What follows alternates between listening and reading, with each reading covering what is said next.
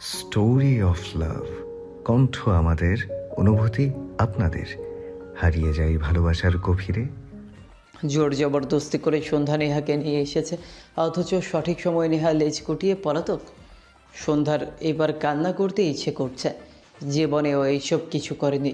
বাজার বলতে টুকিটাকি দোকানের খাবার এবং সাজসজ্জার জিনিসপত্র কিনেছে। তবে সন্ধ্যার হ্যান্ডসাম পাপ্পা অলওয়েজ সঙ্গে থেকেছে ছায়ার মতো, কিন্তু আজকে তো পাপ্পা নেই। সন্ধ্যা কী থেকে কী করবে বুঝতে পারছে না। সন্ধ্যা আশেপাশে ভালোভাবে পর্যবেক্ষণ করে বিসমিল্লাহ বলে বাম হাত দিয়ে কাঁধের ব্যাগ ধরে ডান হাতে নাক চেপে হাঁটা শুরু করে। অতিরিক্ত মাত্রায় ভিড়, পুরুষ মহিলা থেকে শুরু করে অঢেল জনগণ। সন্ধ্যার নিকটে সব কিছু অপরিচিত, নতুন জায়গা। কোথা থেকে শুরু করবে সন্ধ্যা বুঝতে পারছে না। এদিকে মাছের দোকানদারগুলো চিল্লিয়ে চিল্লিয়ে ডাক ছাড়ছে। অতিরিক্ত মাত্রায় মাছের গন্ধ ভেসে আসছে। সন্ধ্যা আগে কাঁচা সবজি কেনার জন্য সবজির দোকানের দিকে এগিয়ে যায়। বিরাট বড় এরিয়া ধরে রং বেরঙের সবজি। সন্ধ্যার চোখ ধা দিয়ে যাচ্ছে। একটা সবজিও চেনা জানা নয়, তবে সবগুলো অচেনা সবজির মধ্যে সন্ধ্যা মরিচ, টমেটো, শসা এবং আলু চিনতে ভুল করেনি। এইগুলো প্রিয়র তালিকায় থাকায় সন্ধ্যার চেনা জানা এবং সাক্ষাৎ আছে। অতিরিক্ত ভিড়ের দোকান দেখে সন্ধ্যা কম লোক আছে যেই দোকান সেইখানে যায়। এত ভিড় ঠেলে সন্ধ্যার পক্ষে সবজি কেনা সম্ভব নয়। সন্ধ্যা দৃষ্টি মেলে তাকিয়ে দেখছে সব কিছু। একটা দোকানে একজন পুরুষ দাঁড়িয়ে কিছু কিনছে। একাকী লোক দেখে সন্ধ্যা ওই দিকটাই পা বাড়ায়। সোজা যে লম্বা চওড়া পুরুষটার পাশে দাঁড়ায় আর চোখে সন্ধ্যা লোকটার হাবভাব পরখ করছে। ঠিক কীভাবে বাজার করতে হয় সন্ধ্যা জানে না, ফলস্বরূপ নকল করার ক্ষুদ্র ধান্দা। লোকটা অতিমাত্রায় গম্ভীর গলায় দোকানদারকে বলে ওঠে, 10 কেজি আলু দিন, ভালো দেখে মাঝারি সাইজের দেবেন। সন্ধ্যা লোকটার গম্ভীর গলার স্বর শ্রবণ করা মাত্র বর্ণের কথা স্মরণে আসে। তার পাতানো ছেলের কণ্ঠ, এমনকি মুখের ভাষা ঠিক এরকম রসকসহীন। সন্ধ্যা ভাবনার জগৎ থেকে বের হয়। দ্রুত ব্যাগ থেকে লিস্ট বের করে। সবজি লেখার নিচে লম্বা লাইনে কিছু সবজির নাম লেখা রয়েছে। সর্বপ্রথম লেখা আছে করলা পরিমাণ মতো। সন্ধ্যা পুরুষটির কথা শ্রবণ করেছে। লোকটা আলু চেয়েছে 10 কেজি। মাঝারি আকৃতির আর ভালো করে দেখিয়ে দিতে বলছে। সন্ধ্যা মনে মনে জপতে থাকে অচেনা পুরুষটার বাক্যগুলো। দোকানদার পুরুষটার কথা মতো আলুগুলো পরিমাপ করে দিতেই পুরুষটি সবজি রাখার ব্যাগের মধ্যে আলু রেখে দাম দিয়ে দেয়। দোকানদার নিচের পাওনা নেওয়া মাত্র সন্ধ্যা দৃঢ় গলায় দোকানদারকে উদ্দেশ্য করে বলে ওঠে, চাচা, আমাকেও 40 কেজি করলা দিন, ভালো দেখে মাঝারি সাইজের দিবেন। 40 কেজি করলার কথা শুনে মাত্র দোকানদার হা করে সন্ধ্যার দিকে তাকিয়ে আছে। এদিকে সন্ধ্যা নিজেদের লোক সংখ্যা বিবেচনা করে 40 কেজি করলা কেনার সিদ্ধান্ত নেয়। তবে দোকানদারের হতভম্ব দৃষ্টি দেখে সন্ধ্যার ঢোক গিলে জড়সড় হয়ে যায়। সন্ধ্যার কথা শ্রবণ করা মাত্র দোকানদারের যে অবস্থা, ঠিক পেছনে 2 কদম দূরত্বে কপাল টান টান করে গম্ভীর মুখে দাঁড়িয়ে থাকা প্রহরের ঠিক একই অবস্থা। নিজের বলা কথাগুলো অপরিচিত চিকন কণ্ঠের কোনো রমণীর মুখ থেকে শুনতে পেয়ে, এমনকি সবজির পরিমাণ শুনে চতুর প্রহরের বুঝতে আর বাকি থাকে না মেয়েটা নব্য হাতে বাজার করতে এসেছে। প্রহর কি মনে করে ঘুরে দাঁড়ায়। সন্ধ্যার পাশে দাঁড়িয়ে গলা খাকারি দিয়ে মনোযোগ আকর্ষণ করে বলে ওঠে, এক্সকিউজ মি। সন্ধ্যা পুরুষালী আওয়াজ পেয়ে পাশে তাকায়। জড়সড় মুখভঙ্গি সম্মুখে দাঁড়িয়ে থাকা উজ্জ্বল শ্যামবর্ণের অতিমাত্রায় সুদর্শন পুরুষকে দেখে আকস্মিক কিছু একটার সাথে অদৃশ্য ধাক্কা খেয়ে বসে সন্ধ্যা। ভীত বিরক্ত মুখের কুচকানো ভাব সহসা গায়েব হয়ে যায়। সাদা শার্ট, কালো প্যান্ট পরিহিত ফর্মাল গেটআপে অচেনা পুরুষটিকে এসাক মির্জার দ্বিতীয় ভার্সন লাগছে। কিছু সেকেন্ড বাদ সন্ধ্যা দ্রুত মাথা ঝাঁকায়। অচেনা পুরুষটির দিকে ভ্যাবলাকান্ত হয়ে তাকিয়ে থাকায় কিছুটা লজ্জা পায়। তবে অপরিচিত ব্যক্তির ডাকার কারণ জানার জন্য নরম গলায় বলে, জি, কিছু বলবেন? সন্ধ্যাকে চিনতে প্রহরের একটু লেট হয় না। চতুর বিচক্ষণ স্বভাবের প্রহর নিজের সন্তানকে বাঁচানো রমণীর চেহারা ভোলার মতো লোক নয়। খুব সহজে চিনে নিয়েছে। সিসিটিভি ফুটেজ দেখা মেয়েটাকে বর্তমানে সামনাসামনি আরও অল্প বয়সী নারী মনে হচ্ছে। হয়তো অষ্টাদশী কন্যার তালিকায় নাম লিখিয়েছে। সন্ধ্যার দিকে তাকিয়ে সেকেন্ডের মধ্যে প্রহর নজর সরায়। সন্ধ্যার পোশাক পরিচ্ছন্ন দেখে প্রহর অনুধাবন করতে পারে মেয়েটা যথেষ্ট শালীন, এমনকি বাজার করা এক প্রকার কাঁচা। প্রহর শুষ্ক কাশি দিয়ে সরাসরি সন্ধ্যাকে প্রশ্ন করে, প্রথম বাজার করতে এসেছেন? সন্ধ্যা লজ্জায় পড়ে। প্রথম বাজার করতে এসেছে, অথচ অচেনা পুরুষ ধরে ফেলল। বড় মুখ করে ইনশিয়া বেগমকে বলে এসেছে বাজার আজ সন্ধ্যা করেই ছাড়বে, অথচ বাহিরের মানুষ সেকেন্ডের মধ্যে বুঝতে পেরে গিয়েছে সন্ধ্যা আসলেই একটা অকর্মা। প্রহর সন্ধ্যার আড়ষ্ট ভাবভঙ্গি দেখে যথেষ্ট ইজিলি কথায় আশ্বস্ত করে বলে, আপনি চাইলে আমি সাহায্য করতে পারি, যদি কিছু মনে না করেন। প্রহর স্বাভাবিকভাবে কথা বললেও সন্ধ্যার জন্য ছিল হাতে অমূল্য সম্পদ পাওয়ার মতো। সকল জড়তা তখনই দূরীভূত করে হাতের মুঠোয় মাসিক বাজারের লিস্ট সন্ধ্যা প্রহরের দিকে বাড়িয়ে দিয়ে অগ্রিম শুক্রিয়া জানানোর জন্য বলে ওঠে, আপনাকে অসংখ্য ধন্যবাদ। এই যে বাজারের লিস্ট কষ্ট করে বাজারগুলো কিনতে সাহায্য করলে ভীষণভাবে উপকৃত হতাম। প্রহর লিস্ট ধরে লম্বা চওড়া লিস্ট দেখে বুঝে যায় 1 মাসের বাজারের লিস্ট। প্রহর সন্ধ্যার হাস্যোজ্জ্বল মুখের দিকে তাকে সোজাসুজি প্রশ্ন করে, পরিবারের লোক সংখ্যা কতজন? আমি, নিহা, মনি এবং ফুপুজান, মোট 4 জন। প্রহর আগ বাড়িয়ে আর একটা কথাও খরচ করে না। বাপ ছেলের জন্য বাজারটা প্রহর নিজে করে, মাঝে মধ্যে বর্ণকেও সাথে নিয়ে আসে। বাপ ছেলে দুজন বিধায় মাছ, মাংস, ডিম, দুধ মাসের জন্য কিনে রাখলেও নিত্যদিন টাটকা সবজি কিনতে পছন্দ করে প্রহর। তবে আলুর পরিমাণ একটু বেশি মজুত করে রাখে। আজকে এসেছে শুধুমাত্র আলু এবং হাঁসের গোস্ত কিনতে। বর্ণ খেতে চেয়েছে।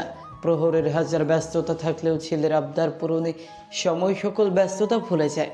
প্রহর সন্ধ্যার লিস্ট অনুযায়ী দীর্ঘদিন ধরে মজুদ থাকার সকল সবজি 4 জন মানুষ আন্দাজে সকল সবজি মাসের জন্য ক্রয় করে দেন। মাছ এবং মাংসের দোকানের দিকে পা বাড়ায়। প্রহর গম্ভীর মুখে মাছের দোকানের দিকে এগিয়ে গেলেও সন্ধ্যা নাক চেপে ধরে প্রহরের পিছে পিছে যাচ্ছে। পেটের মধ্যে থাকা সকল খাবার বের হয়ে আসার উপক্রম। প্রহর বড় মাছের দোকানে এসে দাঁড়ায়। সন্ধ্যা নাক চেপে ধরে প্রহরের পাশে দাঁড়িয়ে তাড়া দিয়ে বলে, হ্যালো মিস্টার হেল্পিং হ্যান্ড, দ্রুত করুন। কি বিশ্রী গন্ধ, বেশিক্ষণ থাকলে আমি বমি করে ফেলবো নিখাত। প্রহর বিরক্ত হলো অদ্ভুত সম্বোধনে, আর চোখে সন্ধ্যার নাক চেপে ধরা দেখে কিছুটা রুক্ষ গলায় বলে উঠল, যে কাজ করতে পারেন না সেই কাজ করতে কেন এসেছেন? বাড়িতে কি পুরুষ সদস্য কেউ নেই? সন্ধ্যা বড় বড় নাম না জানা মাছের দিকে তাকে ফতাফত বলা শুরু করে, আছে তো, তবে আজকে বাজি ধরে এসেছি। আমাকে বলে কি না অকর্মা, কোনো কাজেরই না। আপনি বলুন, সোজাসুজি মুখের উপর কেউ অপমান করলে গায়ে লাগবে না? আমারও লেগেছে, ভীষণভাবে লেগেছে। এই জন্য মনিকে বলেছি আজকে আমি মাসের বাজার করে দেখিয়ে দেব যে আমি সন্ধ্যা দ্বারা মির্জা সব কিছু করতে পারি। সন্ধ্যার লাস্ট কথাগুলো প্রহরের দিকে তাকিয়ে বলে। প্রহর সরু দৃষ্টিতে সন্ধ্যার কথাগুলো শ্রবণ করলো। বুঝতে পারলো মেয়েটা চঞ্চল প্রকৃতির, তবে সহজ সরল টাইপের। একজন মানুষ চিনতে প্রহর বর্তমানে ভুল করে না।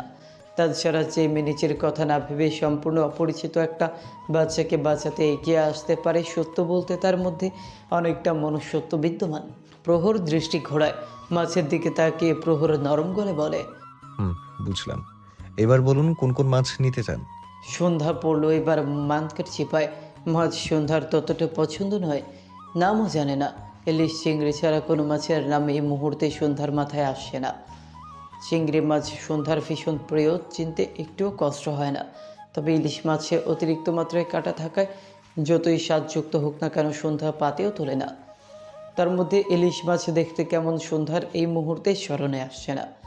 ছোটবেলায় বইতে দেখেছিল হয়তো, অনেক বছর আগের কথা। সন্ধ্যা তীক্ষ্ণ দৃষ্টিতে সমস্ত মাছগুলো পরখ করে। চিংড়ি নেই কোথাও, তবে বাকি বড় বড় মাছের নাম জানা নেই, এমনকি চিনতেও পারছে না। সন্ধ্যা কিছুক্ষণ গভীর দৃষ্টিতে তাকে এই সব থেকে বড় মাছের দিকে তাকে প্রহরকে বলে ওঠে, ইলিশ মাছ নিব। ইলিশ? হ্যাঁ, এই যে ইলিশ মাছ এটা। সন্ধ্যা হাতের আঙুল তাক করে দোকানের সব থেকে বড় সিলভার কাপ মাছের দিকে ধরে। গম্ভীর স্বভাবের প্রহর শান্ত দৃষ্টিতে সন্ধ্যার দিকে তাকালেও দোকানদার সহ খুব কাছে দাঁড়িয়ে থাকা কিছু লোক উচ্চস্বরে হেসে ওঠে। আকস্মিক সকলের হাসি আবার অদ্ভুত দৃষ্টিতে সন্ধ্যার দিকে তাকিয়ে থাকা দেখে সন্ধ্যা আর্ষ্ট ভঙ্গিতে প্রহরের দিকে চেপে যায়। মাথা নিচু করে হাত কসলাতে থাকে। তার মধ্যে ভেসে আসে রসিকতা গলায় বলা কিছু বাক্য। প্রহর এক প্রকার তীক্ষ্ণ দৃষ্টি ছুড়ে রসিক গলায় বলা ব্যক্তির দিকে, মামা, মামি লইয়া এইডাই বুঝি প্রথম মাছ কিনতা নামছেন? মামি তো জাতীয় মাছের মান সম্মান ধুলায়া দিছে। সিলভার কাপ মাছ রে ডাইকা কয় ইলিশ। একটা ব্যাগ আমাকে দিন, আপনার কষ্ট হয়ে যাবে। No problem, I can handle it. আপনি আমার সাথে আসুন, সাবধানে আসবেন। এই সাইড একটু বেশি কাদাযুক্ত। লাইফের ফার্স্ট টাইম সন্ধ্যা নিজের পিতা ব্যতীত দ্বিতীয় কোনো পুরুষের অযাচিত স্পর্শ পেয়েছে, তাও অনাকাঙ্ক্ষিতভাবে। শরীর মন সহ সমস্ত সত্তা কেঁপে ওঠে। অবাধ্য চলনে থরথর করে কাঁপছে শরীর। অবিচল দৃষ্টিতে চশমা ভেদ করে প্রহরের দিকে তাকিয়ে আছে সন্ধ্যা। অদ্ভুত লাগছে ভীষণভাবে। প্রহর সন্ধ্যার শরীরের কম্পন অনুভব করতে পারে। প্রহর ধীর গতিতে ডান হাতে ধরে রাখা বাজারের ব্যাগ এক সাইডে সুরক্ষিতভাবে রেখে সাবধানে সন্ধ্যাকে দাঁড় করিয়ে ছেড়ে দেয়।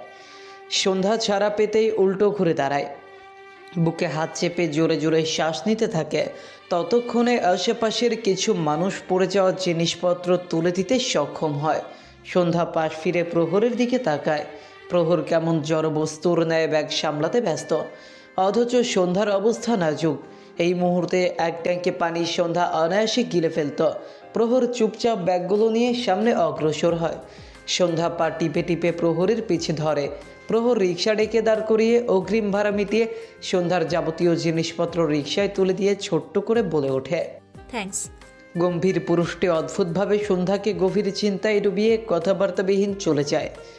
অথচ সন্ধ্যাকে থ্যাঙ্কস জানানোর কারণ বুঝলো না, যেখানে সন্ধ্যার উচিত ছিল থ্যাঙ্কস বলা। নেহা আরামসে দাঁড়িয়ে দাঁড়িয়ে চটপটি খাচ্ছে। মায়ের বকাঝকা শোনার পর থেকে মুড অফ ছিল। নতুন করে যোগ দিয়েছিল সন্ধ্যার ছেলে মানুষই পদক্ষেপ। বাপের জন্মে ভাত বেড়ে খায়নি কখনো, সে কিনা পাচার করবে। গুনে গুনে 2 প্লেট ফুচকা এবং 1 প্লেট চটপটি সাবার করে ফেলেছে নেহা। দ্বিতীয় নম্বর চটপটির প্লেট চলমান, অথচ সন্ধ্যার খোঁজ নেই। এতক্ষণ তো ফিরে আসার কথা। বাজার করা তো সন্ধ্যার পক্ষে সম্ভব নয়। ফলস্বরূপ ব্যাগ বগলদাবা করে ফেরত আসার সম্ভাবনা 100%। সেখানে ঘন্টার কাঁটা চলে গিয়েছে অনেকক্ষণ আগে, অথচ সন্ধ্যা লাপাত্তা। নেহার এবারের চিন্তায় কপালে সুদীর্ঘ ভাঁজ পড়ে। চটপটি বাম হাতে রেখে ডান হাত দ্বারা ব্যাগের চেইন খোলার জন্য হাত বাড়ায়। হালকা মাথা কাত করে মোবাইল বের করতে চেয়ে নেহা পেছনে ফিরতে গেলেই জোরালো ধাক্কায় চটপটির প্লেট সম্মুখে ঘায়ে খাওয়া পুরুষের পোশাকে পড়ে যায়। নেহা আতঙ্কিত হয়ে পড়ে। হতভম্ব দৃষ্টিতে ভয় মিশিয়ে সামনে তাকালে নজরে বাঁধে অধিক মাত্রায় রাগত স্বল্প পরিচিত পুরুষের অবয়ব। এদিকে বরুণ দত্ত কিরমির করে নেহার দিকে ভয়ঙ্কর দৃষ্টি নিবন্ধ রেখেছে। তার সাদা শার্টের রফা দফা করে ছেড়েছে মেয়েটা। নেহা বরুণকে চিনতে পারে বর্ণের আব্বু হিসেবে। স্বল্প পরিচিত বিধায় নেহা ভয়কে দূরীভূত করে গলা ঝেড়ে নরম গলায় বলে, আই এম সরি, আসলে ভুলবশত ধাক্কা লেগে গেছে, আমি সত্যি ইচ্ছে করে করিনি। নেহা অপরাধ স্বীকার করে। তবে বরুণ তির্যক দৃষ্টিতে নেহার আপাদমস্তক তাকিয়ে ফুচকা স্টলের দিকে এগিয়ে যায়। প্যাকিং করে ফুচকা নিয়ে নেহাকে এক প্রকার উপেক্ষা করে প্রস্থান ঘটায়। নেহা হতভম্ব দৃষ্টিতে তাকিয়েই আছে। বরুণের রিয়েকশনে মনে মনে ভেঙায়। বাপ যেমন তার ছানাও তেমন। বরুণ তেল চিটচিটে পোশাক নিয়ে গাড়ির নিকট আসে। বরুণকে দেখা মাত্র বর্ণ জানলা দিয়ে মাথা বের করে উৎসুক গলায় চিল্লিয়ে বলে ওঠে, বরুণ ক্ষিপ্ত গলায় ফুসকার প্যাকেট বর্ণের সামনে তুলে কিরমির করে ধমক দিয়ে বলে, বিটকেলের বাপের বিচ্ছু, ধর তোর ফুসকা। তোর এই ছাইপাশ কিনতে যেয়ে চটপটি দিয়ে গোসল করাতে হয়েছে আমাকে। মনটাই চাইছে তোকে আর তোর এই ফুচকাকে ফিক্কা মারি। বর্ণ ফুচকার প্যাকেট হাতে তুলে নিয়ে কিছুটা রুষ্ট গলায় প্রতিক্রিয়া ব্যক্ত করে, ল্যাঙ্গুয়েজ ঠিক করো চাচ্চু, আব্বু শুনলে বকা দিবে। তোর বাপরে আমি ভয় পাই নাকি? আমি হলাম বরুণ সরকার, একজন অতি দুঃসাহসিক ব্রেভ ম্যান। এইসব তুচ্ছ ভয় বরুণ সরকার পায় না। আব্বুর সামনে মুখের ভাষা তো বন্ধ হয়ে যায়, হাঁটু কাঁপে, আবার নিজেকে ব্রেভ বয় বলে। তোর বাপ উল্টো আমাকে ভয় পা। বরুণ কথাটা বলে পাশ ফিরতেই বুকে হাত ভাঁজ করে তীক্ষ্ণ দৃষ্টিতে তাকিয়ে থাকা প্রহরকে দেখা মাত্র ছিটকে গাড়ির সাথে হেলে পড়ে। বর্ণ বরুণের ভয় পাওয়া মুখশ্রী দেখে মুখ টিপে হেসে দ্রুত জানলা থেকে মাথা সরিয়ে ভেতরে ঢুকে পড়ে। বরুণের গলা শুকিয়ে কাট। অনেকগুলো দিন পর পুনরায় প্রহরের সামনে এসেছে। সেই দিনের পর থেকে কিছুটা অভিমান জন্ম হয়েছিল হৃদয়ে, ফলস্বরূপ একাকী থেকেছে। তবে বর্ণ এবং প্রহরকে না দেখে অভিমান জমে থাকতে পারেনি। আরাফের কাছ থেকে প্রহর আর বর্ণের অবস্থান জেনে ছুটে এসেছে এখানে। আসা মাত্র বর্ণের আবদার ফুচকা খাবে। ফুচকা আনতে যেয়ে ঘটল বিব্রতকর ঘটনা। তবে এই মুহূর্তে প্রহরের তীক্ষ্ণ দৃষ্টি দেখে বেশি ভয় করছে বরুণের। বরুণকে অবাক করে দিয়ে প্রহর বাজারের ব্যাগ গাড়ির টিকিতে রেখে বর্ণের কাছে যেয়ে বসে। অতি শান্ত গলায় আরফকে বলে, গাড়ি স্টার্ট দাও আরাফ। প্রহরের কথা শোনা মাত্র বরুণ দ্রুত আরাফের পাশের সিটে বসে পড়ে। যাই হয়ে যাক, বরুণ আজকে সরকার বাড়িতে নিচের ঘাটি গিরে বসবে। নেহা অতিরিক্ত চিন্তিত। সন্ধ্যার খবর নেই। বিরক্তিকর পরিস্থিতির মধ্যে সন্ধ্যার কথাগুলোই বসেছে। দুশ্চিন্তায় নেহা সন্ধ্যাকে যেখানে রেখে চলে গিয়েছিল সেখানে উপস্থিত হয়। আশেপাশে তুখোর দৃষ্টি বোলাতে নেহার কপালের রেখা ভাঁজে পরিণত হয়। একটা রিকশার সম্মুখে সন্ধ্যা কেমন ভাবুক নেত্রে তাকিয়ে আছে। নেহা দ্রুত সন্ধ্যার কাছে যায়, চিন্তিত গলায় ডেকে ওঠে, এই সন্ধ্যা, এইভাবে থাকি কি ভাবছিস? সন্ধ্যা মূর্তির ন্যায় তাকিয়ে আছে। নেহার কথা শুনতে পেয়েছে কিনা নেহা বুঝতে পারছে না। অদ্ভুত লাগছে নেহার নিকট। তখন থেকেই আপামনিরে ডাকতাছি, অথচ সে চুপ চাপ কিসের জানি ভাবতাছে। এইদিকে ভাইজান আগেই ভাড়াই মিটাই দিছে, না হলে তো চললাই যাইতাম খালি রিক্সা নিয়া। বৈশা থাকলে আমার তো চলবো না। ভাইজান শব্দটি নেহার কপালে চিন্তার রেখা সৃষ্টি করে। ভাইজান শব্দটি পুরুষতান্ত্রিক শব্দের অর্থ বহন করে, সুতরাং সন্ধ্যার সহিত পুরুষ মানুষ ছিল। তবে এই পুরুষটিকে নেহার নজর পড়ে রিকশায় বড় বড় দুটো ব্যাগ ভর্তি ঘরোয়া আনাজ দিয়ে ভর্তি। নেহার চোখ কোঠর থেকে বের হওয়ার উপক্রম। সন্ধ্যার দ্বারা বাজার অসম্ভব। নেহা সন্ধ্যার দিকে ফিরে। সন্ধ্যার অপরিবর্তিত অবস্থা দেখে ভেতরে সংশয় জাগ্রত হচ্ছে। এই সন্ধ্যা তারা মির্জার হাবভাব অপ্রত্যাশিত। নেহা সন্ধ্যার কাঁধে হাত রেখে জোরালো একটা ঝাঁকি মারে। নিজ কল্পনার জগতে বিচরণ করা সন্ধ্যার ধ্যান ভাঙে, তবে কোনো কথা বলল না। নীরবে রিকশায় উঠে পড়ে। নেহা সন্ধ্যার মতিগতি বুঝতে অপারগ। মস্তিষ্ক ফাঁকা ফাঁকা লাগছে। নেহা দ্রুত রিকশায় উঠে পড়ে তারা দেওয়া গলায় বলে, আপনি দ্রুত চলুন। টেনশনে হাত পা অনবরত কাঁপছে ইনশিয়া বেগমের। গলা শুকিয়ে মরুভূমি। প্রকৃতির অসহ্য উত্তাপতার মধ্যেই যোগ হয়েছে দুশ্চিন্তায় সৃষ্ট অধৈর্য ভাব। সব কিছু মিলিয়ে নাজেহাল অবস্থা। এই 2 ঘন্টার মধ্যে ড্রয়িং রুম কমসে কম 200 বার চক্কর কেটেছে, তবুও পা যুগল থামছে না। স্ত্রীর ছটফটে ভাব পছন্দ হলো না আমজাদ হোসাইনের। ভয়ঙ্কর ঘটনা ঘটিয়ে শুধু শুধু চিন্তিত হওয়ার নাটক বিতৃষ্ণা জাগ্রত করছে অন্তরে। ফলস্বরূপ কিছুটা কর্কশ গলায় থমকে বলে ওঠে, হাত পা স্থির করো নিহারিকার আম্মুর। তোমার এই অহেতুক টেনশন দেখাতে হবে না। শুরুতেই মস্ত বড় গন্ডগোল পাকিয়ে আসছে, সমাধান খুঁজতে। তেলে বেগুনে জ্বলে উঠল ইনশিয়া বেগম। সোফায় বসে থাকা আমজাদ হোসাইনের দিকে এক প্রকার তেড়ে আসে। হাতের শাহাদাত আঙুল তুলে দাঁত কটমট করে বলে ওঠে, সব দোষ তোমার। তুমি ওয়াদা ঠিক মতো পালন করলে সব কিছুই হতো না। বাজার করতে যখন পারবি না, তাহলে প্রতিশ্রুতি দেওয়ার প্রয়োজন কী ছিল? সোজা সাপটা বলে দিতে পারবা না। আমি দ্বিতীয় কোনো পরিকল্পনা করতাম, কিন্তু না। জনাবের তো অফিসের কাজ থেকে ফুরসত মেলে না। অফিসটা তো আমার মরহুম শ্বশুরমশাই বিয়েতে যৌতুক হিসেবে দিয়েছিল, যে যখন ইচ্ছা তখন ছুটি পেয়ে যাব। নিহারিকার আব্বু একদম বাপ তুলবে না। আর আমার বাপের ঠেকা পড়ছে তোমার মতো অকর্মার জামাইকে অফিস তাও যৌতুক হিসেবে দেবে? আমি মির্জা বাড়ির মেয়ে, যৌতুক শব্দ আমাদের সাথে মানায় না। না আমরা যৌতুক দিই আর না নেই। আমজাদ হোসেন তীক্ষ্ণ দৃষ্টিতে নিজের স্ত্রীর দিকে তাকিয়ে কপাল কুঁচকে তেরছা গলায় বলে, মির্জা বাড়ির মেয়ে যখন, তাহলে অহেতুক চিন্তা করছো কেন? চিন্তা করব না? ভাইজান যদি জানতে পারে তার আদুরের দুলালি এক প্রকার জিদ দেখিয়ে একা একা বাজার করতে গিয়েছে, তখন কি হবে ভেবে দেখেছো? ভাইজান আমাকে মেরেই ফেলবে, বুঝতেও চাইবে না। তার কন্যার জেদের কাছে আমি ইনশিয়া মির্জা কিছুই না। আমজাদ হোসেন তার ছিল গলায় জবাব দেয়, তোমার সব জোর জুলুম অত্যাচার তো আমাদের বাপ মেয়ের উপরেই খাটে। তুমি কি বললে? আমি তোমাদের বাপ মেয়েকে অত্যাচার করি? অত্যাচার করো না বুঝি? রোজ রোজ যে 3 বেলা খাবারের সাথে আমি মির্জা বাড়ির মেয়ে কথাটা একদম ফ্রি ডালের মতো খেতে হয় আমাদের। তোমার এই ডায়লগ শুনতে শুনতে কানের পোকা সব মরে গিয়েছে। কবে জানি বাপ মেয়ে একসাথে ঘর ছাড়ি। নিহারিকার আব্বু ভালো হচ্ছে না। নিহারিকার আম্মু কি ভালো হচ্ছে না? তুমি আবার আমাকে ব্যঙ্গ করছো? কি যে বলো না, মির্জা বাড়ির কন্যার কথাকে ব্যঙ্গ করা কলিজা আছে নাকি আমার? আমি তো শুধু জানতে চাইছি ঠিক কি ভালো হচ্ছে না। ইনশিয়া বেগম ফুসছে ক্রমাগত। আমজাদ হোসেন স্ত্রীর আগত মুখ দেখে আর ঘাটে না। অন্যের কোম্পানিতে জব করে, ফলে যখন তখন ইচ্ছা অনুযায়ী ছুটি পাওয়া মুশকিল। এই জন্য বাড়িতে আসতে একটু দেরি হয়, কিন্তু আসার সাথে যখন শুনতে পায় নিজের এমনকি সুমন্দির একমাত্র কন্যা বাজার করতে গিয়েছে, মস্তিষ্ক তখন ফাঁকা ফাঁকা লাগছে। এই মিরপুরের আশেপাশের সব কিছু দুই বোনের জন্য নতুন। কোথায় কি ঘটিয়ে ফেলবে আল্লাহ ভালো জানে। তার মধ্যে দুটোর একটাও মোবাইল তুলছে না। চিন্তায় কপালের রগ ছেঁড়ার উপক্রম। আমজাদ হোসেন উঠে দাঁড়ায়, গলার কাছের উন্মুক্ত শার্টের বোতাম লাগাতে লাগাতে বের হওয়ার জন্য পায়ের কদম বাড়ায়।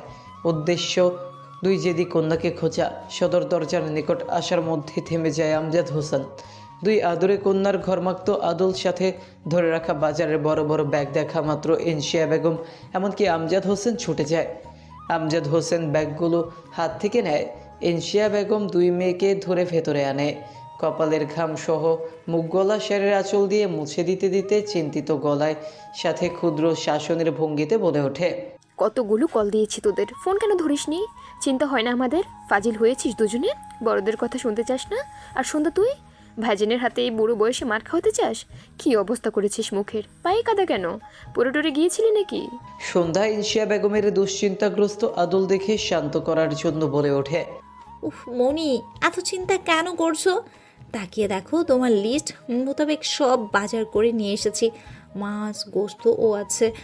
যাও যাও, মাছ কেটে ধুয়ে রান্নার ব্যবস্থা করো। খুব ক্ষুধা লেগেছে। তোমার রান্না হতে হতে আমি ফ্রেশ হয়ে আসছি।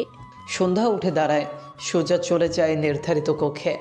নেহাও দৌড় মারে সন্ধ্যার পেছনে। তবে আহাম্মুক দৃষ্টিতে বিস্ময়কর ভাব নিয়ে বাজারের দিকে তাকিয়ে আছে আমজাদ হোসেন সহ ইনশিয়া বেগম। একদম পারফেক্টভাবে সমস্ত বাজার করা, তাজা সবজি থেকে শুরু করে তাজা মাছ, গোস্ত। নিহারিকার আম্মু ভাইজানের আদুরি কন্যা সত্যি সত্যি এইসব বাজার করেছে। আমার বিশ্বাস হচ্ছে না। সবজি চিনল কিভাবে?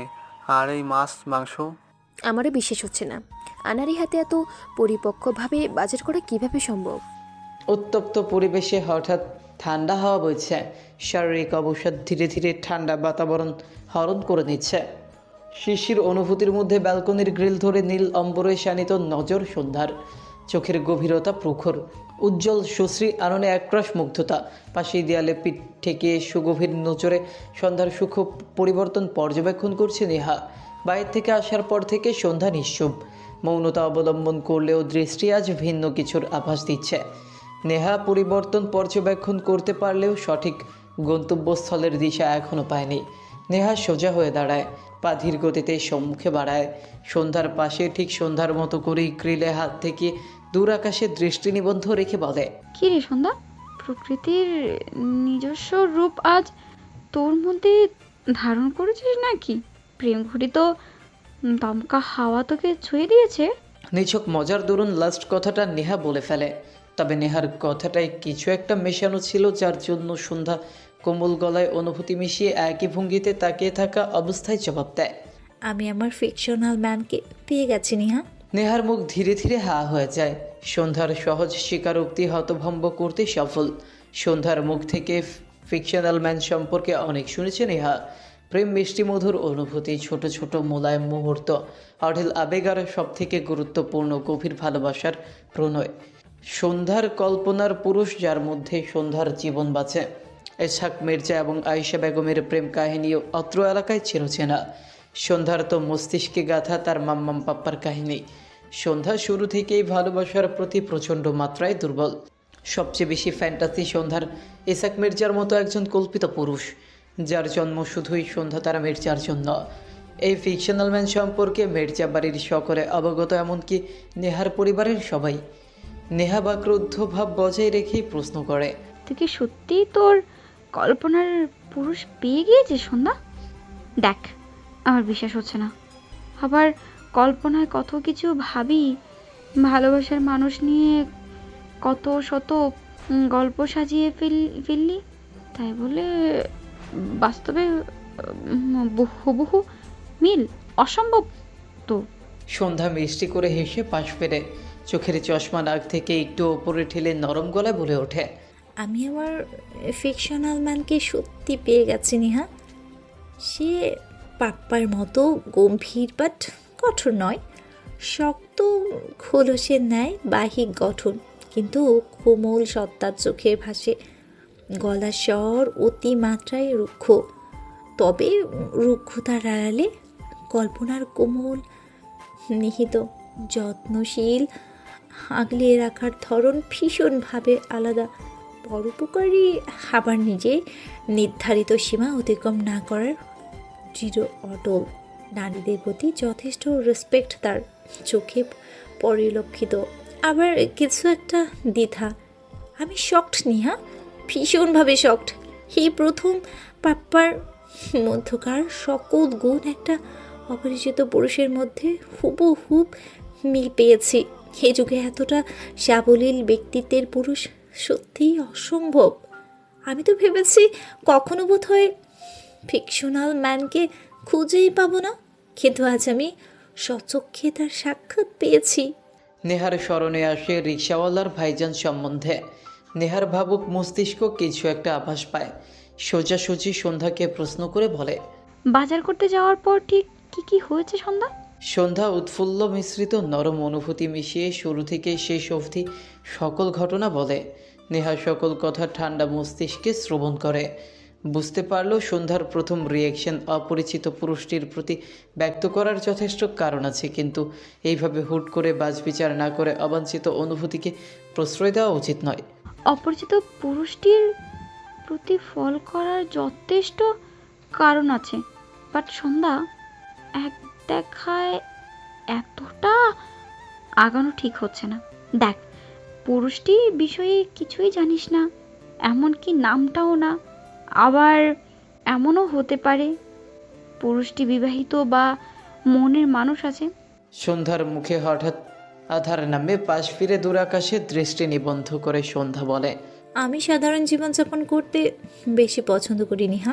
একটা ছোট্ট জীবন, মাথার উপরে একটা ছাদ, সুখ দুঃখ ভাগাভাগি করার জন্য একটা শান্তির পরিবার, আর সব থেকে বেশি গুরুত্ব একজোড়া বিশ্বস্ত হাত, যেই হাত আমাকে কখনো আশাহত করবে না। ঠিক পাপার মতো, আমি পাপার মতো কাউকে লাইফে চেয়েছি, যা বরাবরই অতিরিক্ত ছিল। এই জন্য তাকে নাম দিয়েছিলাম মাই ফিকশনাল ম্যান, যাকে কল্পনা করা যায়, অনুভূতির জোয়ারে ভাসানো যায়, একমাত্র আমার বলে অধিকার বলানো যার। তবে বাস্তবে ভাগ্যরেখায় তাকে পাওয়া যায় না, এই ভেবে নামটা দেওয়া। তবে আজ অদ্ভুতভাবে একই চরিত্রের অপরিচিত পুরুষটার সাক্ষাৎ পেলাম। তাই বলে অবাঞ্ছিত অনুভূতি অপরিচিত ব্যক্তির জন্য খরচ করা মোটেও ইচ্ছা নেই নেহা। আমি শুধু হঠাৎ পাওয়া পুরুষটার কথাগুলো তোকে জানাতে চেয়েছি। আমার পাপ্পার মতো যে একই চরিত্রে হুবহু মানুষ এখনও নশ্বর পৃথিবীতে রয়েছে, শুধু তার অস্তিত্ব সম্পর্কে তোকে ধারণা দিলাম। নেহা সন্ধ্যার কাঁধে হাত রাখে। সন্ধ্যা মুচকি হেসে নেহার কাঁধে মাথা রেখে অস্ফুট গলায় পুনরায় বলে, ভালোবাসা সহজ না, খুব দামি একটা সম্পদ, সকলে পাওয়ার জন্য উপযুক্ত নয়, আবার উপযুক্ত হলেও ভাগ্যের নির্মম রচনা তৈরি করে। এজন্যই আমি অত সহজে কাউকে হৃদয় দেব না। বাট সন্ধ্যা মাথা উঁচু করে নেহার কণ্ঠিত দৃষ্টিতে তাকিয়ে বলে, যদি ফিকশনাল ম্যানকে আমার জন্য বানানো হয়, তাহলে তার সাথে পুনরায় দেখা হয়ে যাবে আমার। শুধু একবার নয়, 1000 বার দেখা হবে নেহা। কারণ ডেস্টিনি বলে একটা কথা আছে। পাপা বলে ডেস্টিনি ঠিক আমার ফিকশন ম্যানকে আমার কাছে নিয়ে আসবে। দেখা যাক এবার পাপ্পার কথাটির শক্তি কতটুকু। নেহা হেসে ওঠে। সন্ধ্যা কপাল কুঁচকে বলে, হাসছিস কেন? আমি সিরিয়াস। জানি তো। তাহলে? নেহা সন্ধ্যার কপালে আঙুল দ্বারা আলতো আঘাত দিয়ে বলে, তোর ফিউশন ম্যান দেখতে কেমন? তোর বয়সী নাকি আরো বেশি? কি জানি, বাট শ্যাম সুন্দর পুরুষ, মনে হয় 28-এর কাছাকাছি বয়স হবে, একদম পাপ্পার মতো হ্যান্ডসাম। তবে একটা জিনিস অদ্ভুতভাবে মিল পেয়েছি। কিসের মিল? পাপা আমার পাতানো ছেলে এবং ফিকশন ম্যান, তিনজনের মধ্যে একটা স্বভাব হুবহুব মিল। কি? সন্ধ্যা স্মিত হেসে বলে, তিনজনেই অতিমাত্রায় শান্ত, গম্ভীর, তবে দৃষ্টিতে হৃদয়ের কোমল ভাব স্পষ্ট অনুধাবন করা যায়। রাতের মধ্যভাগের আরম্ভক্ষণ অসহনীয় উত্তাপে চরাচর নাজেহাল, তার মধ্যে মশার উপদ্রব অধিক। বরুণ স্থির হয়ে দাঁড়িয়ে থাকতে পারছে না, সাপের মতো মোচড়ামুচড়ি করছে। মশার এক একটি কামড়ে বরুণের করুণ পরিণতি। বরুণের অবস্থান সরকার বাড়ির বাগান সাইডে, ঠিক প্রহরের উন্মুক্ত টেরেস সংলগ্নে। বরুণের নিষ্ঠুর বড় ভাই সদর দরজায় তালা ঝুলিয়েছে, কোনোভাবেই বরুণকে ঢুকতে দেয়নি। তবে প্রহরের করোনায় সরকার বাড়ির বাগান সাইডে জায়গা পেয়েছে।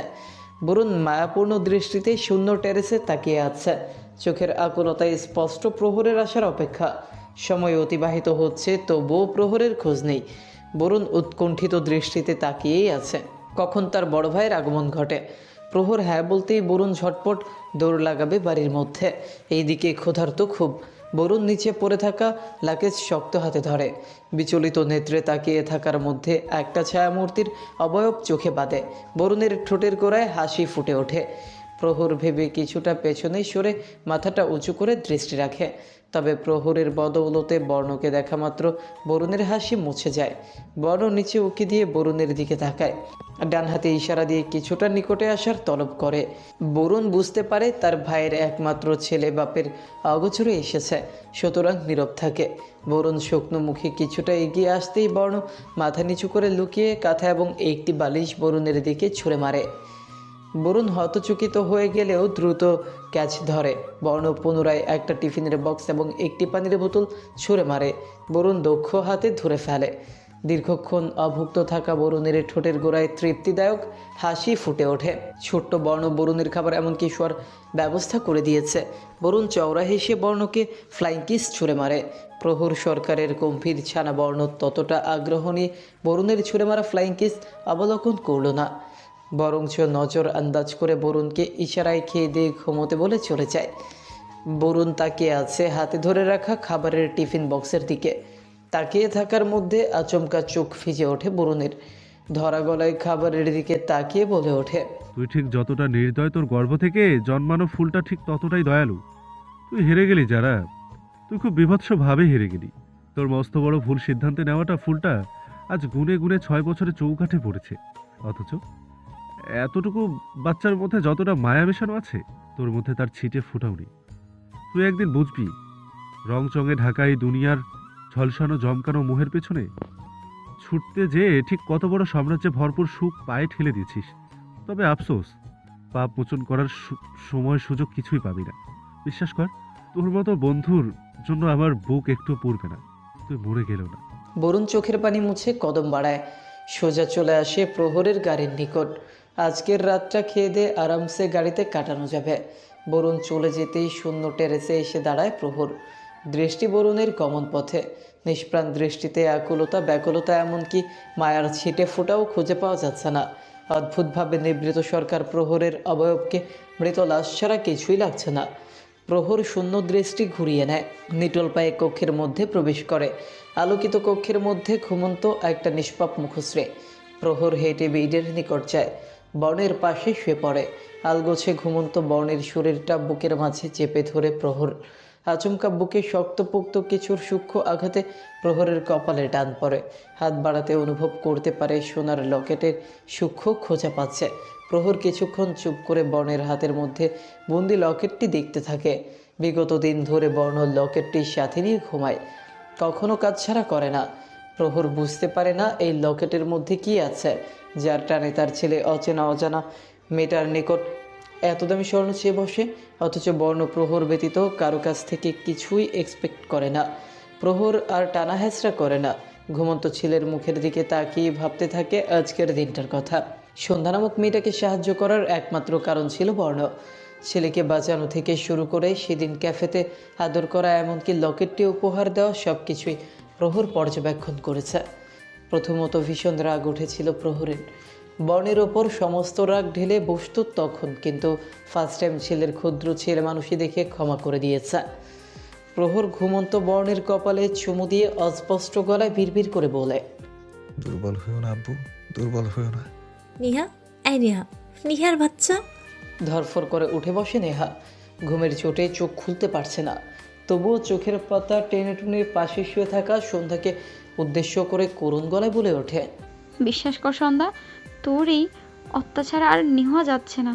অনুরোধ করছি, তোর পায়ে পড়ছি, আমাকে ঘুমোতে দে।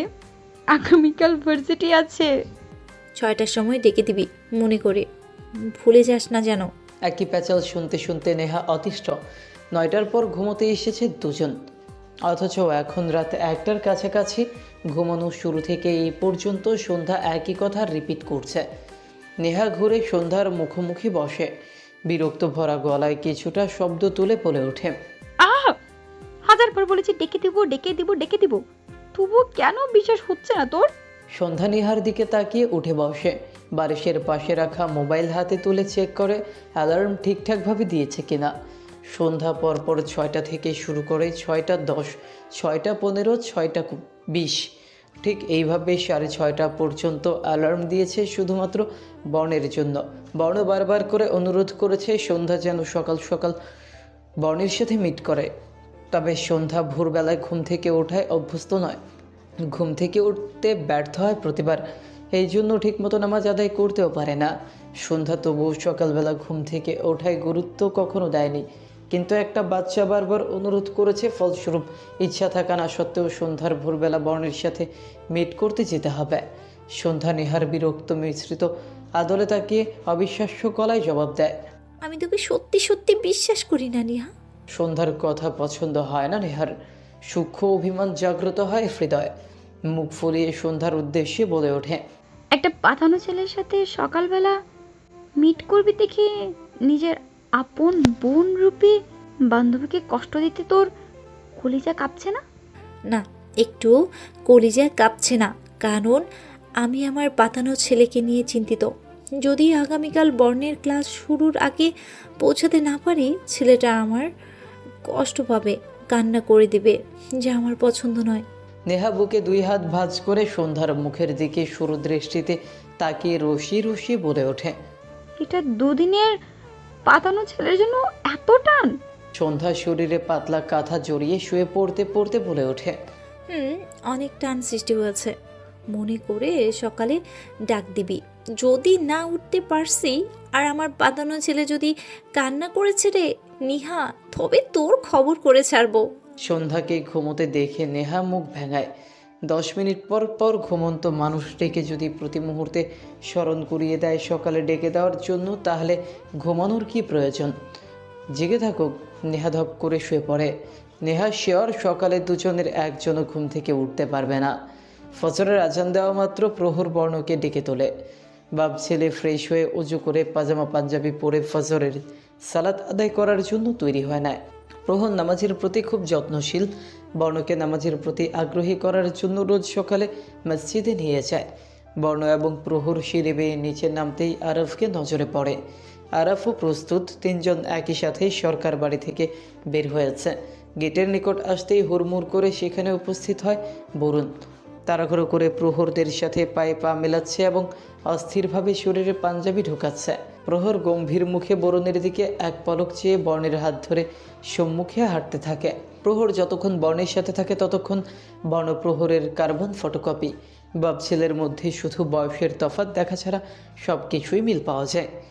এই যে বাপ ছেলে সাদা পাঞ্জাবি পরেছে একই রঙের, প্রহরের উপস্থিতিতে এবং নামাজ আদায় করতে যাওয়ায় বর্ণ ভদ্রভাবে সামনে তাকিয়ে হাঁটছে। বরুণ কিছুটা পেছনে পড়ে যায়। বাড়ির মধ্যে ঠিকঠাক ঘুম হয়নি, এক প্রকার জেগেই ছিল সারাটা রাত।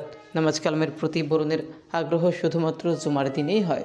অস্ট্রেলিয়ায় থাকাকালীন তো নামাজের কোনো অস্তিত্বই ছিল না, অথচ সরকার বাড়িতে যখন ছিল তখনকার সময় ছিল সম্পূর্ণ ভিন্ন। বাপ বড় চাচা প্রহর বরুণ একসাথে 5 ওয়াক্ত মসজিদে যেয়ে নামাজ আদায় করত। অবশ্য নামাজের প্রতি সকলের টান সৃষ্টি হয়েছিল নিভৃত সরকার প্রহরের একমাত্র জননীর জন্য। বরুণ পুরনো স্মৃতি স্মরণ করে স্মিত হাসে। আজ সবই ধোঁয়াশা, শুধুই স্মৃতির পাতায় যুক্ত, অথচ বাস্তবতা হলো খুব জঘন্যভাবে ধ্বংস হয়েছে একটা হাস্যোজ্জ্বল পরিবার। বরুণ মাথা নেড়ে দ্রুত কদমে বর্ণের পাশে উপস্থিত হয়। বর্ণের বাম হাত প্রহরের হাতের মুঠোয়। বরুণ বড় ভাই এবং ভাই পায়ের গতির সাথে তাল মিলিয়ে বর্ণের ডান হাত মুঠোয় বন্দি করে চওড়া হেসে উৎফুল্ল গলায় বলে, প্রহর ভাবলে সেন বর্ণও তাকায় না, তবে চাচুর হাতটা শক্তভাবে আঁকড়ে ধরে সামনে এগোতে থাকে। আরাফ ছিল প্রহরের পাশে, মুচকে হেসে তার স্যারের পরিবারকে দেখছে। আরাফ অবগত নয় ঠিক কী জন্য তার স্যার নিজেদের আসল সরকার বাড়িতে থাকে না, এমনকি একমাত্র ছোট চাচার পরিবারের সাথেও কোনো যোগাযোগ রাখে না। হয়তো খুব গভীর পারিবারিক দ্বন্দ্ব তাদের মধ্যে সংঘটিত হয়েছে। আরাফের মাঝে মধ্যে মনে হয় পারিবারিক দ্বন্দ্বটা একটু বেশিই খোলাটে, কারণ সরকার বাড়ি অত্র এলাকায় বিখ্যাত, নাম ডাক বিরাট এলাহি ব্যাপার। বড় বড় রাজনীতিবিদ থেকে শুরু করে বিজনেসম্যানদের সাথে ওঠা বসা থাকে সকলের। এত ক্ষমতাবান হওয়া সত্ত্বেও তার স্যার ছিল সর্বহারা। একমাত্র ক্ষুধার্ত 10 দিনের সন্তানকে নিয়ে ঠাঁই হয়েছিল 1919 ক্যাফে বিবর্ণ সন্ধ্যায়। ক্যাফেটা ছিল সদ্য নতুন, নিভৃত সরকার প্রহরের পিতার সবচেয়ে প্রিয় ক্যাফে, যেখানে সে তার প্রিয় সহধর্মিণীকে নিয়ে সময় কাটাতে পছন্দ করত। অথচ ভঙ্গুর নিভৃত সরকার প্রহর এবং তার 10 দিনের সন্তানের একমাত্র মাথা গোজার ঠাঁই হয়েছিল ক্যাফেটা। আরাফ স্বচক্ষে দেখেছিল তার স্যার সারাটা দিন ক্যাফেতে হাড় খাটুনি পরিশ্রম করত। তখন ক্যাফেতে লোকজনের ভিড় ছিল না, এমন অনেক দিন ছিল ক্যাফের আশেপাশেও একটা পিঁপড়া ভিড় করতো না। তার স্যার নবজাতক শিশু বর্ণের মুখে সামান্য দুধ তুলে দিতেও ব্যর্থ হতো। প্রহর ক্ষুধার্ত বাচ্চাকে বুকে জড়িয়ে পাথরের মতো বসে থাকতো। আরাফ ছিল তখন ভবঘুরে বেড়ানো একটা ছেলে, প্রহরের পাশে তখন ঢাল হয়ে দাঁড়িয়েছিল আরাফ। প্রহর ছিল যথেষ্ট আত্মকেন্দ্রিক, পরিচিত কারো করুণা যেখানে গ্রহণ করেনি সেখানে আরাফকে বারংবার ফেরত চলে আসতে হতো। তবে একদিনের অভুক্ত দুধের শিশু বর্ণ যখন ক্ষুধার কষ্ট সহ্য করতে পারছিল না, তখন প্রহর বাস্তবতা, সময়ের এমনকি ভাগ্যের সাথে হেরে যেয়ে হাঁটু গেড়ে আরাফের বাবার সামনে তার দুধের বাচ্চার প্রাণ ভিক্ষা সমতুল্য একটু দুধ চেয়েছিল। অথচ প্রহর ছিল আরও অভুক্ত। আরাফ দেখেছিল একজন পিতার কষ্টের মুহূর্ত, যে কিনা তার সন্তানকে 1 ফোঁটা দুধ কিনে দিতে ব্যর্থ হয়েছিল। সামর্থ্য ছিল না, আরাফের বাবা বড়লোক ছিল না, একজন উচ্চ মধ্যবিত্ত পরিবার তখন ঢাল হয়ে প্রহরের পাশে দাঁড়িয়েছিল। বর্ণের মুখে 1 ফোঁটা দুধ তুলে দিতে পেরে নিভৃত সরকার প্রহর পাগলের মতো সেদিন কেঁদেছিল। আরাফ ওই দিন প্রথম এবং শেষ দেখেছিল প্রহরকে কাঁদতে। তারপর নিভৃত সরকার প্রহর সম্পূর্ণরূপে বদলে যায়। সুনামধন্য সরকার পরিবারের বড় ছেলে হওয়ায় বড় বড় কোম্পানিতে জব হওয়ার সুযোগ থাকলেও বাচ্চা বর্ণকে ফেলে কাজ করা পসিবল ছিল না। তখন আরাফ সাহায্যের হাত বাড়ায়। আরাফ এবং আরাফের বাবার জমানো বিরাট অ্যামাউন্ট প্রহরের হাতে তুলে দিয়ে নতুনভাবে জীবন শুরু করতে বলে। প্রহর ছিল একগুঁয়ে টাইপের আত্মমর্যাদাবোধে ঘেরা ব্যক্তি। প্রথমত নাকচ করেছিল, কিন্তু পরবর্তীতে আরাফের বাবার অনুরোধে প্রহর শুরু করে নতুন বিজনেস। সরকার পরিবারের বড় ছেলে নামডাক যেমন ছিল তেমন ছিল প্রখর বিচক্ষণ। মাত্র 4 বছরের হাড়খাটা পরিশ্রমের মধ্যে গড়ে তোলে তার সাম্রাজ্যের। পুরান ঢাকায় পুরোদমে নিভৃত সরকার প্রহরের নামডাক আরও বিপুলভাবে ছড়িয়ে পড়ে। তখন থেকেই আরাফ প্রহরের সাথে সাথে থাকে।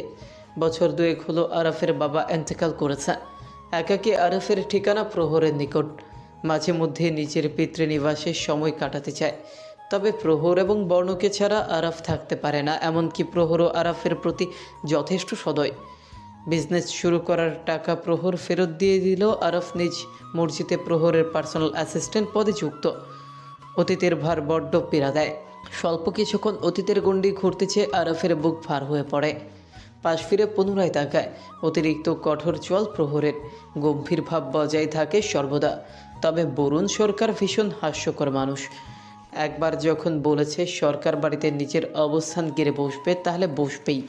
কারণ ভিন্ন আছে, প্রহর একমাত্র বরুণের প্রতি একটু হলেও নরম। চাচার সাথে সম্পর্ক বিচ্ছিন্ন থাকলেও বরুণের সাথে কোনো সম্পর্ক বিচ্ছিন্ন করেননি, শুধু কথা বলা বন্ধ করে দিয়েছে। আরাফের ভাবনা চিন্তার মধ্যে মসজিদের সামনে চলে আসে। বরুণ দ্রুত উজু করতে ছুট লাগায়। বরুণের উজু করার মধ্যে বাকি সবাই ভেতরে ঢুকে পড়েছে। বরুণ দ্রুত মসজিদের মধ্যে ঢুকে পড়ে। একসাথে আজকে নামাজ আদায় করতেই হবে। নামাজ সমাপ্তির পরপর 4 জন একসাথে বের হয়। প্রহর, আরাফ, বর্ণ নিশ্চুপ। বরুণ বারবার প্রহরের দিকে তাকাচ্ছে। সরকার বাড়ির সামনে উপস্থিত হতেই বরুণ গলা ছেড়ে উঁচু আওয়াজে গাইতে থাকে। বরুণ চুপ করে যায়। বাকিদের রিয়াকশন অনুধাবন করার জন্য আর চোখে তাকায়।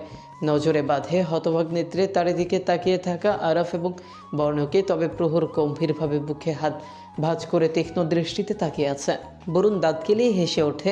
প্রহরের সামনে হাঁটু গেড়ে বসে 2 হাত মেলে দিয়ে পুনরায় উঁচু স্বরে গিয়ে ওঠে। লাস্টের দিকে বরুণ প্রহরের পায়ের সামনে বসে পড়ে 2 হাত দিয়ে পা জড়িয়ে ধরে গিয়ে ওঠে। আরাফ মুখ টিপে হাসছে। বর্ণের মুখটা বিশাল, তার চাচুর কষ্ট হচ্ছে যা বর্ণের হৃদয় ভার করছে। তবে প্রহর আগের মতোই শক্ত বিমুখ, হাত বুকে ভাঁজ করা। বরুণ প্রহরের মুড চেঞ্জ করতে না পেরে করুণ গলায় পা জোড়া শক্ত করে জড়িয়ে ধরে বলে, ভাই প্লিজ রাজি হয়ে যাও, আমাকে দূরে সরিয়ে দিও না। কথা দিচ্ছি আমি একদম ভদ্রভাবে থাকবো, একটুও দুষ্টুমি করবো না। প্লিজ ভাই, একবার হ্যাঁ বলে দাও। পা ছাড় বরুণ, ভাই প্লিজ। অফিসে ইম্পর্টেন্ট মিটিং আছে, আমার লেট হচ্ছে। বরুণ মন খারাপ করে পা জোড়া ছেড়ে দেয়। বর্ণের হাত শক্ত করে ধরে সামনে অগ্রসর হওয়ার মধ্যে আরাফকে শান্ত করে বলে, গাড়ি সহ সঠিক সময়ে উপস্থিত থাকবে আরাফ। Okay sir. মাঝারি আকারের ঘরের মধ্যে হুলস্থুল কাণ্ড। আলমিরার সমস্ত কাপড় এলোমেলো হয়ে বেডের উপর, সোফার উপর, এমনকি ফ্লোরে পড়ে রয়েছে। হন্তদন্ত ভঙ্গিতে চশমা বারংবার নাকের ডগা থেকে ওপরে তুলে মিররে একের পর এক ড্রেস নিজের শরীরে ধরে দেখছে সন্ধ্যা। বেডের থেকে এক একটা তুলছে, মিররের সামনে নিচে শরীরের সাথে ধরছে এবং নাক সিটকে পরপর ছুঁড়ে মারছে পেছনে। নেহা চোখ ছোট ছোট করে বেডের মাঝখানে বসে সন্ধ্যার কাণ্ড দেখছে। ঘুম থেকে উঠতে স্বল্প দেরি হলেও এই ড্রেস বাছাই করতে যেয়ে সন্ধ্যা সময় নষ্ট করছে। অথচ কানের কাছে গতকাল রাতে মাছির মতো ভনভন করেছে। সামান্য একটা পাতানো ছেলের সাথে দেখা করতে যাবে, অথচ ভাব এমন যেন মনে হচ্ছে বয়ফ্রেন্ডের সাথে প্রথম মিট করতে যাচ্ছে। নিহান নাক কুচকে কিছুটা তাচ্ছিল্য সহকারে বলে, তুই একটু বেশি বেশি করছিস না সন্ধ্যা? সামান্য একটা বাচ্চা ছেলেকে এত গুরুত্ব দেওয়ার কি আছে? আমার এসব আধিক্যতা একটুও ভালো লাগছে না। মানছি বাচ্চাটার প্রতি একটু মায়া সৃষ্টি হয়েছে, তাই বলে ওয়াদা পালন করার জন্য ফরজ হতে হবে কেন? আমাকে একটু বোঝা, মাথায় কিছু ঢুকছে না আমার। ফাউল কথা বলে সময় নষ্ট না করে আমাকে ড্রেস সিলেক্ট করে দে। আজকে আমার পাতানো ছেলের সাথে ফার্স্ট ডেট, একটু স্পেশাল হওয়া দরকার। আমি কি বললাম আর তুই কি বলছিস? আমার কিন্তু বিষয়টা ভালো লাগছে না। দেখিস এই অতিরিক্ত ভালোবাসা তোকে দুঃখের সাগরে ডুবিয়ে না মারে। সন্ধ্যা কানে তুলল না। হাতের মধ্যে ডার্ক ব্ল্যাক রঙের আকর্ষণীয় পোশাক হাতে নিয়ে ওয়াশরুমে দৌড় মারে। এইদিকে নেহা সত্যিই চিন্তিত। পথে ঘাটে আসা যাওয়ায় অহরহ বাচ্চাদের সাথে পরিচয় হয়েছে। ভালোবেসে আদর করে একটু কোলে তুলে সবাই নেয়, তাই বলে একেবারে পাতানো ছেলে কে বানায়? আবার সেই বাচ্চাটার জন্য পাগলামি করা, এগুলো কি আদৌ যুক্তিযুক্ত? নেহার মন বলছে তার একমাত্র মাম্মুকে সব কথা বলে দিতে, কারণ একমাত্র ইসাক মির্জা ছাড়া সন্ধ্যাকে কেউ সামলাতে পারে না। সন্ধ্যা কয়েক মিনিটের মধ্যে পোশাক চেঞ্জ করে বের হয়। মিররের সামনে দাঁড়িয়ে চুলগুলো বেনি করে ছেড়ে দেয়, চোখের চশমা ঠিক করে মোবাইল হাতে নেয়। আজকে ওঠে সন্ধ্যা। সময় এখন 7:35। বর্ণের ক্লাস শুরু 8টায়। যেতে যেতে লেট না হয়ে যায়। সন্ধ্যা পড়ার টেবিলের উপর রাখা ব্যাগ কাঁধে তুলে হাত ঘড়ি পড়তে পড়তে নেহাকে তাড়া দিয়ে বলে, মনিকে বলবি স্পেশাল ক্লাসের জন্য আমাকে আগে যেতে হয়েছে। তবুও যদি বিশ্বাস না করে বলবি লাইব্রেরিতে পড়ার জন্য গিয়েছি। তাও যদি বিশ্বাস না করে কোনো একটা মিথ্যে বলে ম্যানেজ করে নিস। আশা অপেক্ষা এই দুটো শব্দের সাথে নিভৃত সরকার প্রহরের ছানার পরিচয় আগে কখনো হয়ে ওঠেনি। বাপছেলের একাকী জীবনে অপেক্ষা শব্দের সাথে ততটা সম্পর্ক ছিল না। ধরা বাঁধা নিয়মের মধ্যে চলত জীবন। অথচ ছোট্ট বর্ণ তার ছোট্ট হৃদয়ে সন্ধ্যার জন্য যেই জায়গা সৃষ্টি করেছে, সেখান থেকে আশা শব্দটার সাথে সাথে অপেক্ষা শব্দও সৃষ্টি হয়েছে। এই যে আজ বর্ণ ক্লাস শুরু হওয়ার আধা ঘন্টা আগে স্কুলে উপস্থিত হয়েছে শুধুমাত্র সন্ধ্যার সাথে দেখা করবে বলে। প্রহর দ্রুত বেরিয়ে যায়। আজ বর্ণ সেই সুযোগ কাজে লাগায়। নিত্যদিনের তুলনায় আজ কোণে কোণে 15 মিনিট আগে এসেছে। সাদা শার্ট এবং কালো প্যান্ট পরিহিত বর্ণের পিঠে স্কুল ব্যাগ ঝুলছে। ছোট বর্ণের হাতে ছোট দেখে ওয়াজ শোভা পাচ্ছে। বর্ণ গম্ভীর মুখে বিচলিত নেত্রে বারংবার পথের দিকে দৃষ্টি বোলায়। পিচঢালা রাস্তার মধ্যে ছাত্রছাত্রীদের মেলা বসেছে। সকলেই তাদের মায়ের হাত ধরে স্কুলের ভেতরে ঢুকছে। বর্ণের দৃষ্টি আটকায় হাত ধরে রাখা স্থানে। কত সুন্দর করে তার সহপাঠীদের মা হাত ধরে নয়তো কোলে চড়িয়ে স্কুলে দিয়ে যাচ্ছে, কিন্তু বর্ণ আজ পর্যন্ত তার আব্বুর হাত ধরে স্কুলে আসার সৌভাগ্য অর্জন করেনি। সেখানে মা কোথা থেকে আসবে? রোজ ড্রাইভার আঙ্কেল তাকে স্কুলে দিয়ে যাবে, আবার নিয়ে আসবে। সময় অতিক্রম করছে, অথচ সন্ধ্যা আসছে না। বর্ণের চোখগুলো ভিজে উঠছে, তবে প্রহরের কঠোর শাসনের মধ্যে বড় হওয়া বর্ণ সন্তপর্ণে চোখের পানি আড়াল করায় ব্যস্ত। বর্ণ প্যান্টের পকেটে হাত ঢোকায়, বেরিয়ে আসে সন্ধ্যার লকেটটি। বর্ণ লকেটের দিকে তাকিয়ে থেকে অতি শান্ত গলায় নিচু আওয়াজে আওড়ায়, আমি সিও আম্মু। বর্ণ, ক্লাসের সময় হয়ে গেছে, স্কুলের ভিতরে ঢুকবে না। ড্রাইভারের কণ্ঠস্বর শ্রবণ করে বর্ণ পাশ ফেরে। হোয়াইট ড্রেস করে থাকা ড্রাইভার আতিকুর রহমান দাঁড়িয়ে। বর্ণ স্কুলের মধ্যে ঢুকলে তো আতিকুর রহমান প্রস্থান ঘটায়। ফলস্বরূপ বর্ণের সাথে সাথে সেও দাঁড়িয়ে। বর্ণ চিরাচরিত গম্ভীর মুখে জবাব দেয়, আপনি চলে যেতে পারেন আঙ্কেল, আর সময় হলে ভিতরে যাব। তা হয় না বর্ণ, স্যারের হুকুম তোমাকে সহি সালামতে ভিতরে প্রবেশ করতে দেখে তোই ফেরত যাওয়া। তুমি কি তোমার বন্ধুর জন্য অপেক্ষা করছো? অপেক্ষা করতে পারো, সমস্যা নেই, আমিও দাঁড়িয়ে আছি। বর্ণ কথা বাড়ায় না, কেমন নিস্তব্ধ হয়ে দাঁড়িয়ে আছে। আতিকুর রহমানের সন্দেহ লাগলো। চেনা পরিচিত বর্ণের এই রূপ বোধগম্য হচ্ছে না, সম্পূর্ণ অচেনা বর্ণ।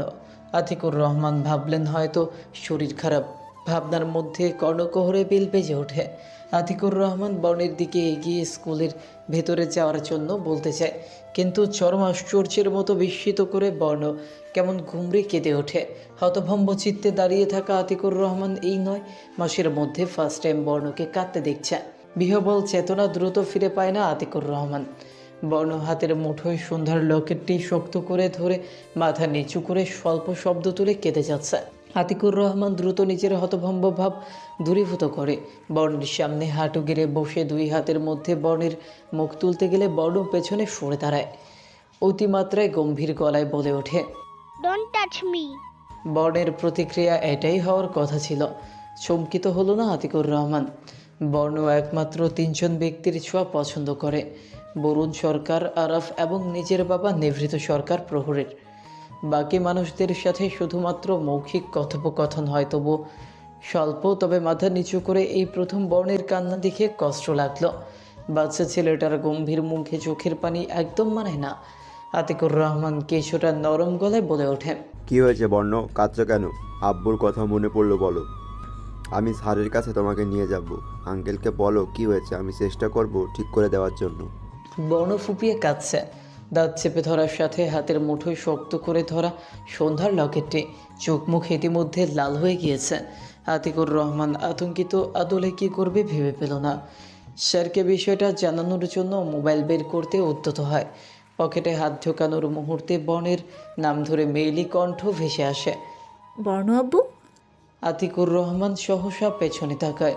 অনেকটা দূরত্বে কালো রঙের পোশাক পরিহিত একজন রমণী দ্রুত পায়ে এগিয়ে আসছে তাদের দিকেই। অচেনা মেয়ের মুখে বর্ণের নাম শুনে কপাল কুঞ্চিত হয়।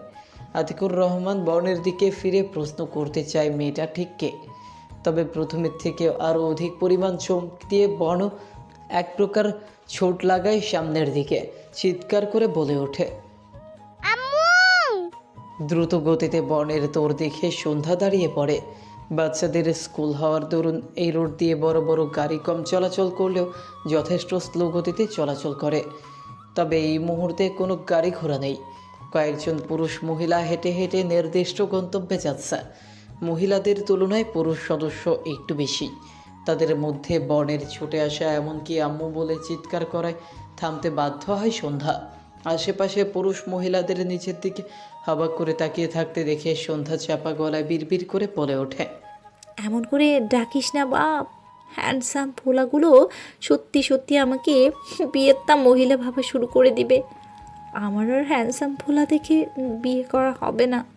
বোর্ড মিটিং রুম সময়ের এক নিঃশব্দ গহ্বরে আটকে আছে। প্রশস্ত কক্ষের মাঝখানে রাখা বোর্ড টেবিলটি বহু বছরের ভার বহন করে চলেছে। চকচকে পালিশের নিচে লুকিয়ে আছে অগণিত সিদ্ধান্তের ছায়া। টেবিলের প্রান্তে সারিবদ্ধ ভারী চেয়ারগুলোতে বসে আছেন 5টি বড় কোম্পানির ওনার। ঠিক তাদের পেছনে এক ধাপ দূরে নীরবে দাঁড়িয়ে আছে অ্যাসিস্ট্যান্টরা।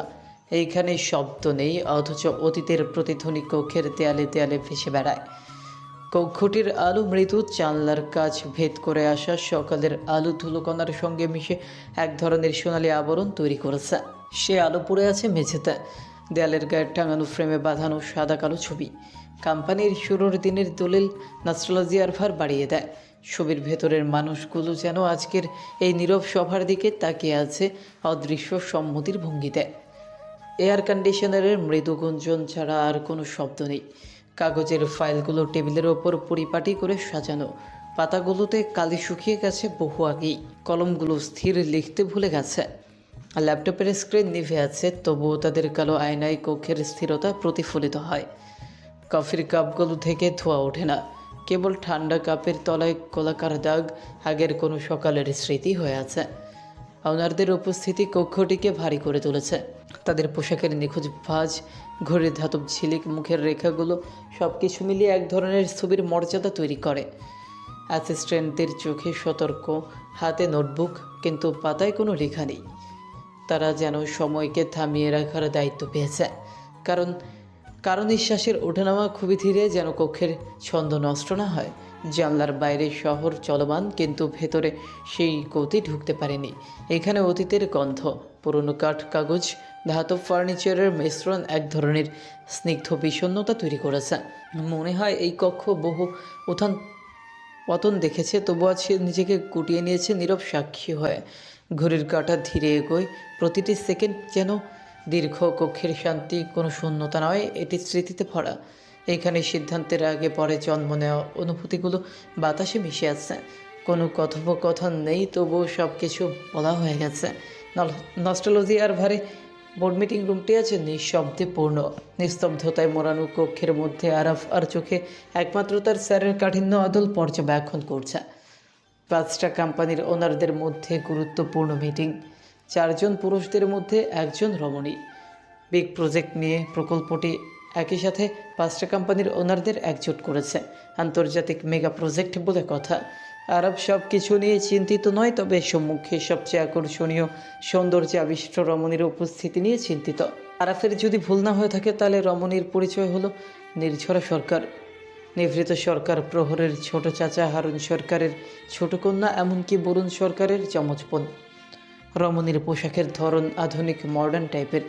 Tight fitting black pant and white shirt পরিহিত রমণীর শরীর আভিজাত্যের ছোঁয়ায় ভরপুর। তবে আরফের দৃষ্টি একবার পরা মাত্র নুয়ে যায়। রমণীর শরীরের প্রতিটি অঙ্গ নখ দর্পণে। বাকি কোম্পানির পুরুষগণ কেমন চোখ দিয়ে কী লেখাচ্ছে, অথচ আরফের স্যার একমাত্র দৃষ্টি সংযত করে রেখেছে। আরফ চিন্তিত ভিন্ন কারণে। রক্তের সাথে সম্পর্ক ছিন্ন করা নিভৃত সরকার প্রহর বড় প্রজেক্ট নিয়ে কাজ ঠিকমতো করতে পারবে তো? আরাফের ভাবনার মধ্যে নিস্তব্ধতায় ঘেরা কক্ষের মধ্যে প্রহর অতি ঠান্ডা স্বরে বলে ওঠে, আপনাদের সবাইকে ধন্যবাদ সময় করে আসার জন্য। আমরা যে প্রজেক্টটি নিয়ে কথা বলতে যাচ্ছি সেটি একক কোনো প্রতিষ্ঠানের সক্ষমতার মধ্যে পড়ে না। আশা করি সকলে এই নিষ্ঠার সাথে একজোট হয়ে দায়িত্ব পালন করবেন। কক্ষে নীরব সম্মতি। কাগজের পাতায় চোখ বুলিয়ে নেয় সবাই। প্রথম কোম্পানির ওনার বলে ওঠে, আমরাও সেটাই মনে করি। বিনিয়োগের পরিমাণ নয়, বরং আন্তর্জাতিক রিস্ক ম্যানেজমেন্টটাই এখানে বড় প্রশ্ন। সকলের মুখভঙ্গি দৃঢ়, চোখের ভাষায় স্পষ্ট নীরব সম্মতি। একমাত্র নির্ঝরা সরকার স্বল্প হেসে সোজা প্রহরের দিকে দৃষ্টি নিবন্ধ রেখে বলে ওঠে, রিস্ক থাকবেই, তবে যদি কন্ট্রোল স্ট্রাকচার পরিষ্কার থাকে, এই প্রজেক্ট আগামী 10 বছর আমাদের সবার মার্কেট পজিশন বদলে দিতে পারে। আরফ মনে মনে বাহবা দেয়। তার স্যারের মতোই নির্ঝরা সরকার বিচক্ষণতার পরিচয় দিয়েছে। সরকার বাড়ির 3 সন্তান, নিভৃত সরকার প্রহর, বরুণ সরকার এবং নির্ঝরা সরকার। 3 ভাই বোনের নিজস্ব কোম্পানির সুনাম বাংলাদেশে ব্যাপক। স্বল্প বয়সে 3 ভাই বোন নিজেদের ক্যারিয়ার দৃঢ়ভাবে গড়ে তুলেছে। তবে সবচেয়ে বড় পর্যায়ে নিজেকে দৃঢ়ভাবে পাকাপোক্ত করেছে নির্ঝরা সরকার, যে অল্প বয়সে বিজনেস জগতে নিজের আধিপত্য গড়ে তোলে। পেছনে অবশ্যই একজনের হাত আছে। আরাফ তার ন্যূনতম জ্ঞান থেকে অবগত হয়েছে নির্ঝরা সরকারের একমাত্র হাজব্যান্ড বিখ্যাত রাজনীতিবিদ এমপি মহোদয় আরাফাত আহমেদ শুভ। এমপি মহোদয়ের স্ত্রী নির্ঝরা সরকার অতিশয় রুচিশীল রমণী। ছেলেরা যেমন নেশায় আসক্ত হয়, ঠিক তেমনই নির্ঝরা সরকার টাকার নেশায় আসক্ত। আরাফের দৃষ্টিতে বিজনেস ওয়ার্ল্ডের ঠিক যতটা সম্মানিত পজিশনে নির্ঝরা সরকার, ঠিক ততটাই ধৃষ্টতা শোভা পায় পার্সোনাল লাইফে।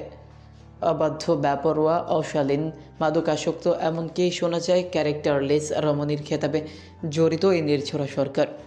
তবে টাকার পাহাড় এবং পাওয়ার এতটাই যে কারো বাধা চোখ নিচের দিকে পড়ার আগ মুহূর্তে মানুষটাকে এই দুনিয়া থেকে গায়েব করে দেয়। অবশ্য এমপি মহোদয় তো আছেই। দীর্ঘ ঘন্টা দুয়েকের মধ্যে মিটিং চলে। মিটিং সমাপ্ত হতেই একে একে সকল কোম্পানির ওনারদের সম্মানের সাথে বিদায় জানায় প্রহর। শুধুমাত্র কক্ষের মধ্য থেকে যায় 3 জন। আরাফ এবার ভীত। নির্ঝরা সরকার আটোসাটোভাবে চেয়ারে বসে আছে। নরণচরণ নেই। সম্পর্কে তার স্যারের ছোট বোন হলেও পারিবারিক দ্বন্দ্বের জন্য সম্পর্কের ভিত নড়বড়ে। ভয় পাওয়া স্বাভাবিক। তার মধ্যে চরিত্রহীন রমণীর সাথে বরুণ সরকার কোনো যোগাযোগ রাখে না, সেখানে তার স্যার তো আরও কঠোর। নিশ্চয়ই ছোট বোনের অধপতন সহ্য করবে না। আরাফের মস্তিষ্কের পাকদণ্ড থেকে যায় নির্ঝরা সরকারের বাণীতে।